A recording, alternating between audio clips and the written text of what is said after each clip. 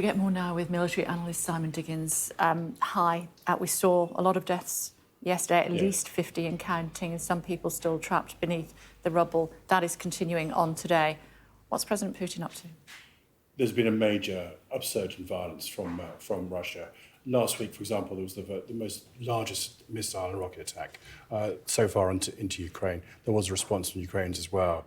He's really making the point that his offensive in the east of the country is not being stalled by what's happened in the Kursk counter-offensive by Ukraine, and making the point that he can attack throughout the scope of Russia, so the scope of Ukraine. Lviv is in the west of Ukraine, so it's a long way away from the direct fighting. On the border, more or less, I mean, certainly heading towards Poland. Absolutely. Activating its air force again. Yeah, because there's credible reports of bits of missiles and rockets actually crossing the border or close to the border as well.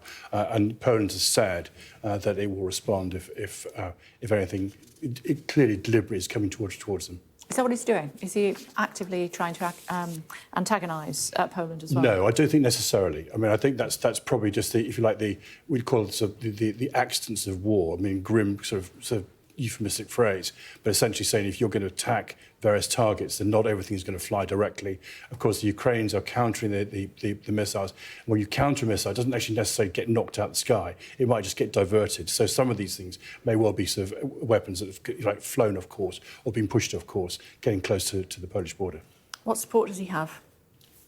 Putin. Putin has widespread support, but not from different countries. So he's built an alliance with countries like Iran, with North Korea, with China, and interestingly through sort of what you might call hidden channels through other countries, like for example India, through a whole series of kind of sort of subterfuge companies using resources that they've already got in place. So he's built a sort of a war economy that doesn't rely on the West, and that seems to be one of the key things he's been able to do, and basically keep his war going. Okay, one of my contacts inside Ukraine saying a war of attrition is turning into a war of physical survival. Morale is reasonably high among people, but strategic view of war's end is missing. Is that something you would agree with? I think that's sadly where they are. I mean, the physical survival thing is shown by the rolling blackouts of electricity that occur throughout Ukraine. That's now a regular fact of life for most people living in Ukraine. A lot of the Russian attacks have been on energy infrastructure. In terms of strategic issue, that is also very, very real. I mean, what is the end state for both countries? Russia wants to be able to control those eastern provinces and call them their own. Zelensky's stated aim is the withdrawal of all Russian forces from all of the captured territories, including Crimea, which was taken by the Russians in 2014. Honestly and truly, and it saddens me to say so, I think that's now an unrealistic war aim. I think what Ukraine's been able to do strategically is demonstrate it will be independent and will stay independent. And that's what the defensive operation in 2022 and early 2023 have shown.